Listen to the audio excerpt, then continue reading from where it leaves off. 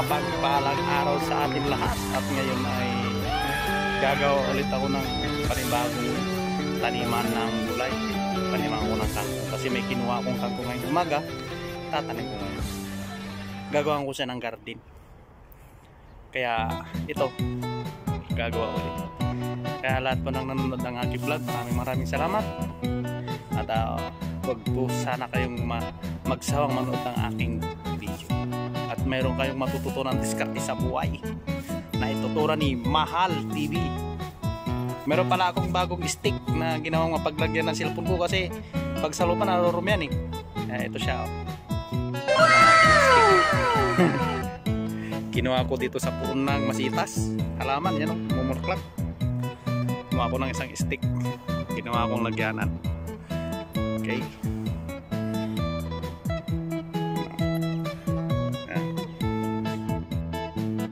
Guys, nakatas na. Kaya, ayun, pupultipin tayo ng ating taniman ng kangkong.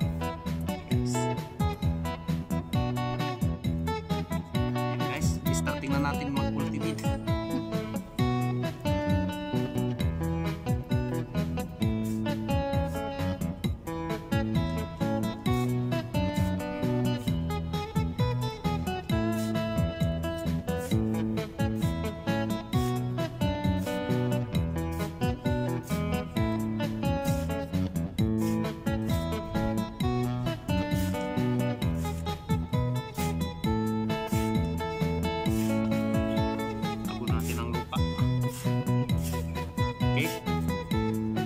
Para maganda siyang makuhanan ng mga tanim ay dapat ayusin. Kaya tatapusin ko muna at ipapakita ko sa inyo mamaya pag natapos na po. Okay?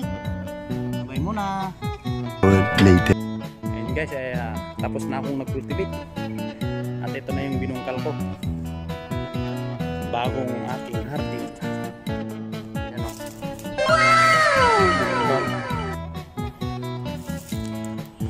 Doon.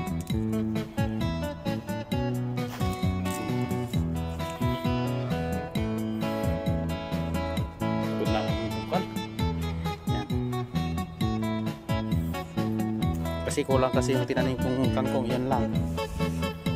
Ngayon dadagdagan ko dito siya lagay sa plastic yan ang kangkong.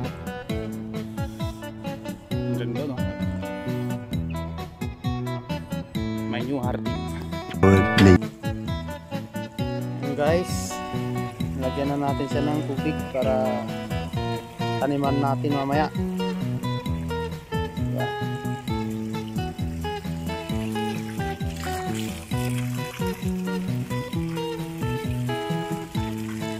Yan ay nabukal ko ang bagong hardin.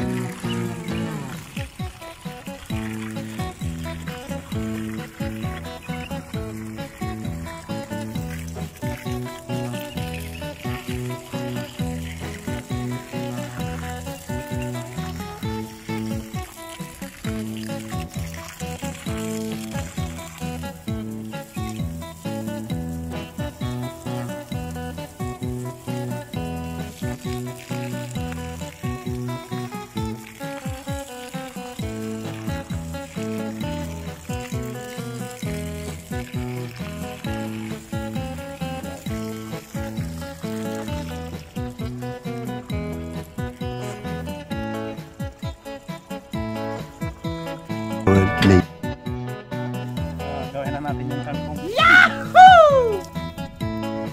Pupulin natin. May bunga na siya.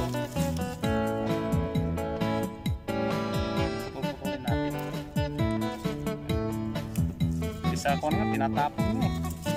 Sa ito, hindi nabubuhay. Kaya, diba?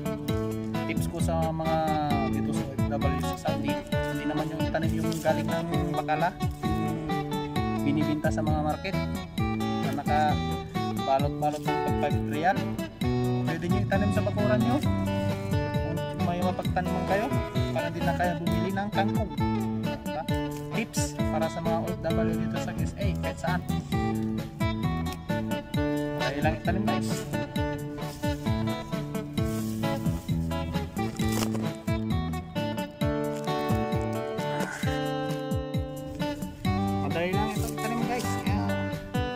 try nyo na, bumili na kayo ng bagala kung meron kayong pagtataniman.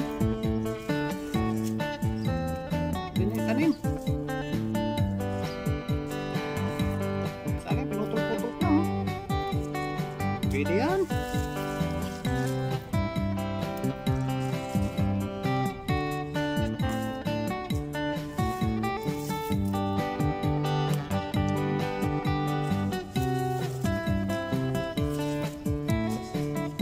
Ang technique ng pagtatanim dito sa ganito guys is sa isang butas is apat, 3 piraso para pag namulaklak lumaki marami, hindi yung sa isa-isa lang.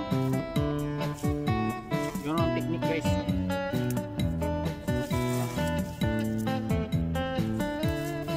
Dali lang, hindi na kayo bibili ng pakala ng ganito lang dito ka sa Saudi. Guys, tips para sa mga katulad kong OFW.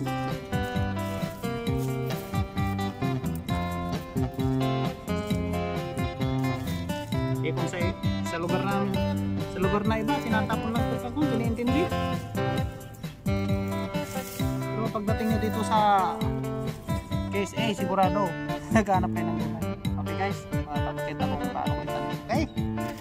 Ayan, welcome na ginawa ko At ngayon gagawa tayo ng butas na paglalagyan. Okay? Papakita ko para makita nyo guys.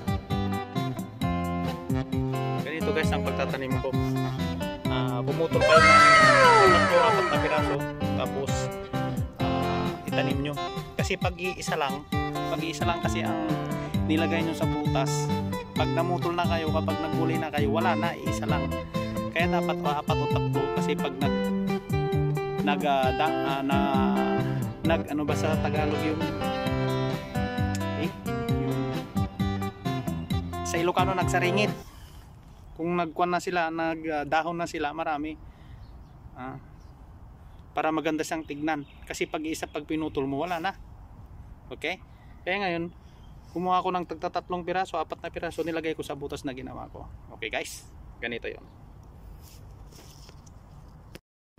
Yan na, nilagay ko na yung mga yan, nilagay ko sa butas. O, diba? Very simple. Okay? Para pag nagpitas kayo,